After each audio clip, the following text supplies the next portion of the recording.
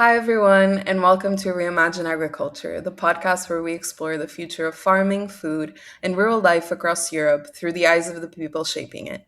I'm Teresa Carvalho, and in this series, we'll meet people from across Europe who are reshaping the future of agriculture. Today, we're joined by Manon Scott, project lead at the Protein Project. Hi, Manon. Hello. So, for listeners who might not be familiar with the Protein Project, could you explain a bit more about its mission and how it came about? Yeah, absolutely. So the Protein Project was founded in May, co-founded by Katrien Martens and Marin van Damme. So they both met during the fellowship that they did at the School for Moral Ambition, where they worked specifically on the EU agri-food system with a focus on policy. And after their fellowship ended, they decided they wanted to keep working on the EU food system. And during their fellowship, they also realized that there were a lot of really great NGOs already doing amazing work on the food system, but there was a need for an actor that worked specifically on depolarizing the food system because they noticed the very strong polarization around all the food topics and most specifically protein. So they decided together to found the Protein Project to work exactly on that, so depolarizing the food system with a lens on EU policy. Perfect. It's really impressive how you have come into the space with a very clear system level ambition, especially by trying to create common ground in what's often a very fragmented conversation. And it's also a debate that has evolved fast in recent years with increasing attention from policymakers as they consider how the CAP can support more resilient and diversified farming systems. Protein diversification is a term that we hear more and more, but in practical terms, what does it mean? Well, it's literally diversifying the protein that we eat, right? So there's different sources of protein. There's animal protein, plant protein, but also novel. So everything around fermentation technologies and cultivation. It's a very important element of our diet. So we need to eat protein, of course. But in the recent years and decades, we have been eating a lot more of the animal sourced ones. If you look at the diets of our grandparents around the 1960s, there was about 60% plant-based and 40% animal-based protein. And that has shifted around completely today with the 40% plant only and 60% animal. So it has, had the tendency to increase over the past decades. And what we want to do with protein diversification is to revert that a little bit to diversify even more and have a more balanced intake of protein in our diets. So it's really about diversity in crops, protein sources, and value chains rather than promoting or prescribing one ideal diet or production model.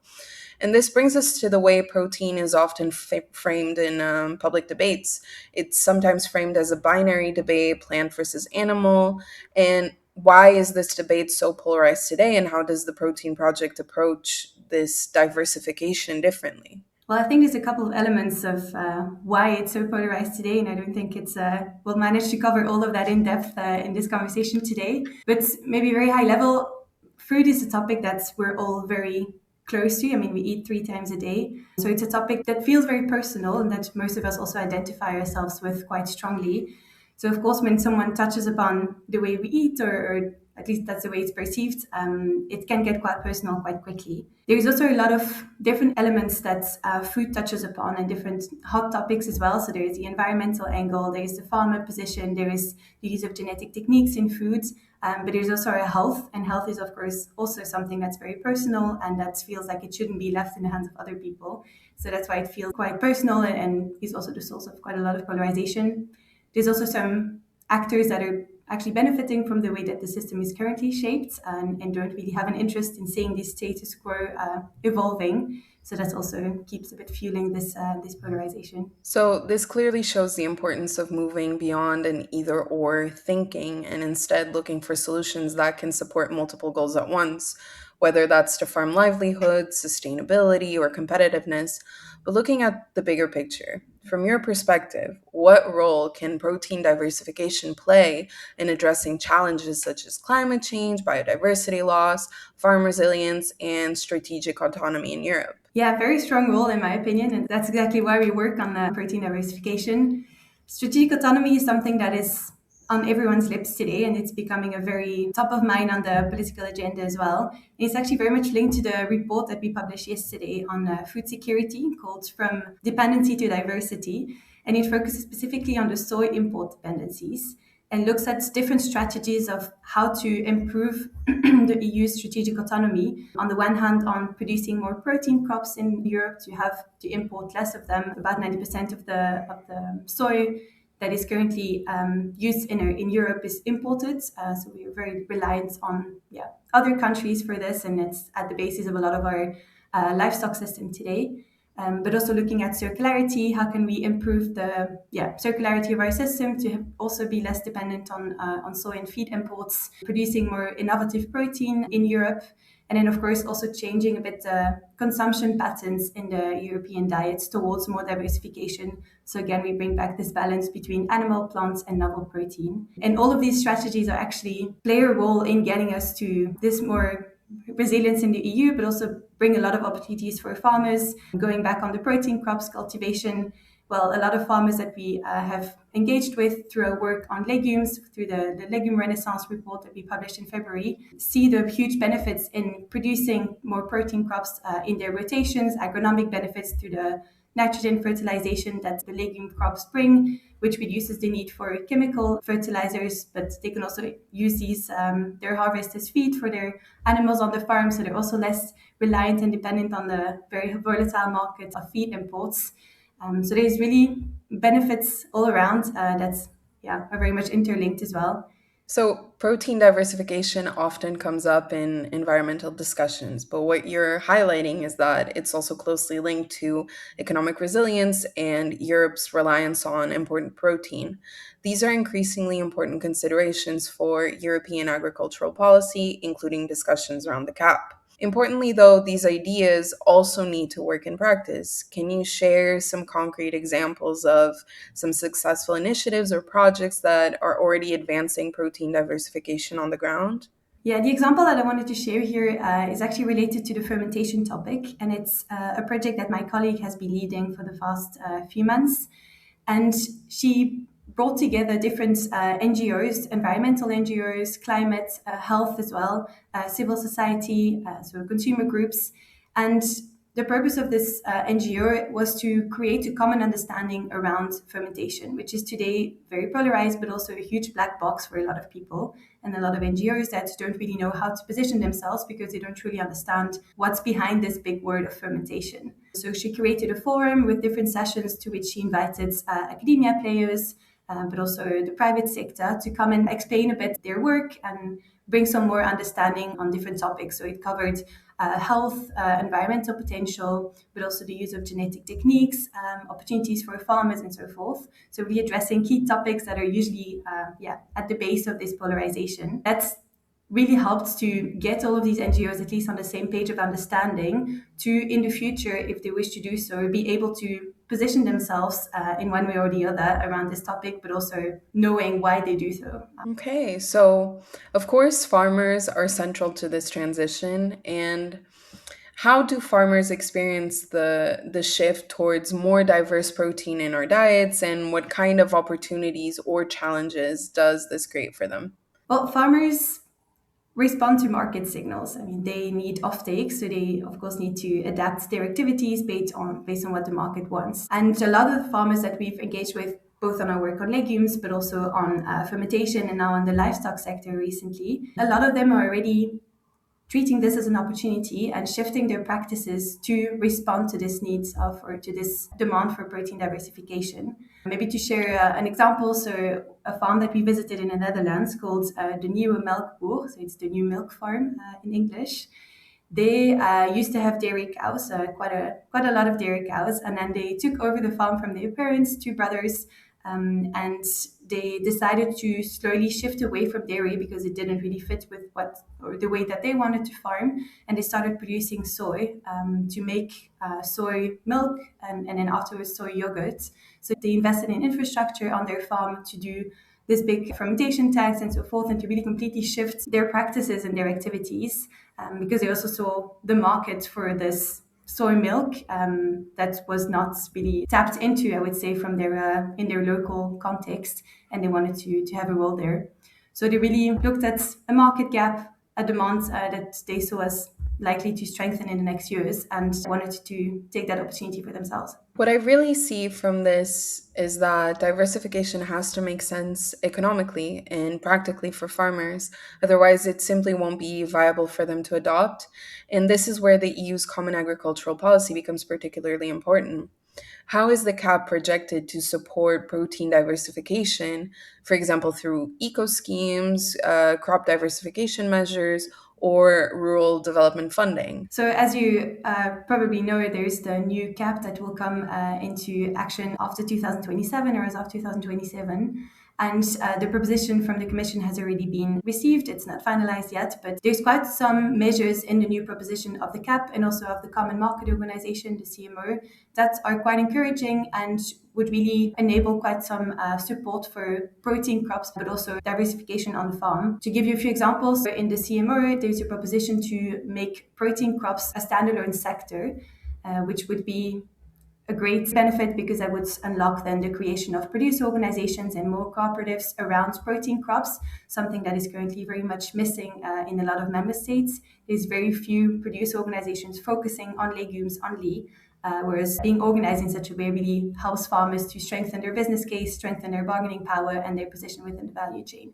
So this creation of the protein crop sector is very welcomed. There's also, of course, this new type of measure called the agri-environmental and climate action, which is to provide transition support for farmers who want to invest in more sustainable practices on their farm. And we see that as quite a big opportunity for protein crops and farmers who want to start cultivating these crops and need the support to make this transition. Because, of course, as you integrate a new crop in your rotation, it always leads to a risk and usually a fall in revenue for the first period while you're still getting accustomed to growing that crop and getting the necessary expertise. But also growing protein crops is an opportunity for farmers to do some of the processing of these crops on their farms, like dehulling, the milling, to sell their products with a higher value to the next actor in the value chain. But that needs investments, which cost money. So bringing investment support through the pathway of these agri-environmental climate action could be a great opportunity.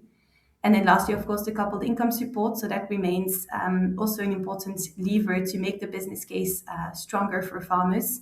And there is a possibility in the next CAP to have coupled income supports for protein crops. But even if it's in the CAP, it's still up to the member states to add that into their national strategic plans. So that still remains to be seen to what extent it's used across the regions. So, there are CAP tools that support protein diversification under both Pillar 1 and Pillar 2, but their effectiveness depends on how member states design and implement their national CAP strategic plans. And while these tools do exist, it is also clear that more can be done to encourage farmers to diversify while also considering the wider impact across the food system. The Protein Project focuses on building consensus across divides. How could CAP design better reflect this through solutions that work for farmers, for the environment, and food system competitiveness? So, supporting farmers to diversify their activities in a way that makes sense for them, I think, is a very strong one. So, there's no silver bullets on exactly how the CAP should be designed to be perfect, I would say. But there are definitely some actions that could help to really reflect the complexity of the food system and provide this flexibility for farmers to do what makes sense for them. So that could be growing more protein crops, but that could also be extensifying the way that they hold their livestock, or it could be transitioning to higher welfare systems for them through investments in higher welfare housing or using more circular feed on their farm to reduce their footprint and increase their circularity and their ecosystem. So there's very different measures, and it's would again take a very long time to go through all of them. But I think a cap that reflects the system and that enables farmers to move away from the highly industrialized system that many of the farms are still under today towards practices that make more sense for them, also socially and economically, because a lot of farmers are still very much under economical pressure today. That's a really important point and shows how aligning CAP incentives with real system wide outcomes, not just individual measures, is crucial. It also speaks to the need for coherence across policy areas from agriculture to trade to food policy, rather than treating them in silos. Beyond direct farmer support, how important is EU level support for research, innovation, and value chain development for protein crops in making protein diversification economically viable and Well, scalable? in our opinion, that's very important. And that's exactly the approach that we also take in our project. So we believe very strongly that it's important to have a value chain approach and to address the challenges in the value chain holistically, not in the silos that we usually are stuck in. So that's exactly what we try to identify in our Legume Renaissance roadmap. So looking at the different challenges across the chain, and that we now also aim to look into more closely in our next project on what are the different investments that need to happen across the chain and how can we tackle them in parallel, because it's of course important to look at both production and consumption simultaneously, because it's great to have a lot of production and a production system that works well, but if there's no demand for it, it's never going to grow and scale the way that we want it to be. So looking, for example, at farmers, they often say, great, I have varieties that work, but I don't have always the yields that I would want to have, or they don't meet specific requirements of the processing industry because they have, I don't know, too many anti-nutritional factors that makes it unsuitable for processing as a food ingredient. So they need varieties that are better adapted for that. But the breeding companies don't really have the interest and incentive to invest in breeding programs because the demand is so low for seeds on the market. So it's kind of this vicious circle. And again, of course, if producers don't have the right varieties to work with, they can't expand their activities and the demand is also not going to grow on the market. And that's really the vicious circle that is keeping the protein crops still minor in the EU today. And that's why we think that tackling all of these challenges at the same time is crucial. So it sounds like consistency and support across sectors is key here, from research and innovation to processing, and from stable markets to consumer demand. That's especially important when we think about the next generation entering the sector. How can protein diversification be framed as an opportunity rather than a constraint for younger farmers and food entrepreneurs entering the agri food sector? We very much look at protein diversification as a way for farmers to also be flexible and be more diversified in their own activities on the farm, which next to really bringing more resilience to their economic case as farmers, also often allows them to be more in line with the activities that's or the practices that they have. For example, you could have a livestock farmer who has an extensive livestock system, which is highly beneficial for their own well-being because they see their animals roaming free and being kept in a way that is natural for them. But next to that, could also have a restaurant or a shop on their farm, welcoming tourists in the area to pass by, or having closer link with the local communities who come in and buy their local products from their farm. So there's really a lot of advantages to diversification. And of course, as I mentioned earlier, so there's this kind of market demand now for products that are higher welfare, that are locally grown, that have a lesser environmental footprint. So farmers who tap into that also will directly often unlock premiums that reflect this need, which allows them then to continue their activities and to invest in that way. There is still quite some work that needs to be done for these premiums to really be unlocked for farmers, like higher transparency on shelves, a better labeling system to really recognize that, and for the consumers to be able to make that mindful decision when they buy in the stores. But there is a lot of opportunity for that. That's a refreshing perspective, and the idea of seeing diversification not as an obligation, but as a space for innovation and new business models. It really highlights how this transition can open up doors for creativity in farming, food production, or even entirely new value chains. Looking ahead, what gives you hope when you think about the future of protein diversification in Europe?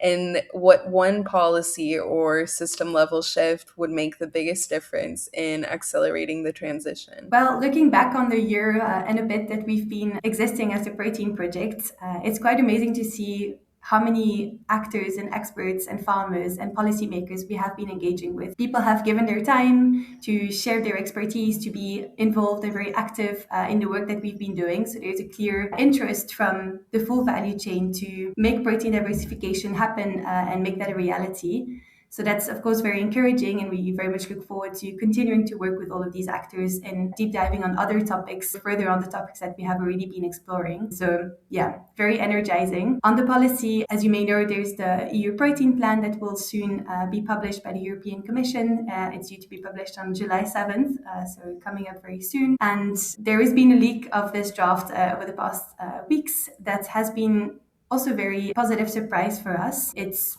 addresses really consumption and production in parallel and recognizes the need to take this value chain approach that I mentioned earlier, we find very important. It also very supportive of the different recommendations that we have on our legume renaissance roadmap. So the policy recommendations we gave on how to make the sector more viable and to scale it. So that's of course very positive to see as well. And it sees different types of protein, so novel protein, plant protein, animal protein as complementary and not as opposing one another, which is also great to see. Very curious on how this will all be implemented and acted upon, because it's currently still quite vague on the different financing structures on how to scale that. But I think that will be the work of the next few months and years. So it's very exciting policy. It's encouraging to hear that there's both momentum and a clear sense of direction. And at the same time, it sounds like unlocking that potential will really depend on coordinated action across policy, markets, the wider food system to turn these opportunities into reality. Thank you so much, Manon, for joining us today. And to our listeners, thank you for tuning into Reimagine Agriculture, part of the Recap Project, where we bring forward the voices helping to shape a more sustainable, inclusive, and community driven future for European farming. See you in the next episode. Thank you. Thank you.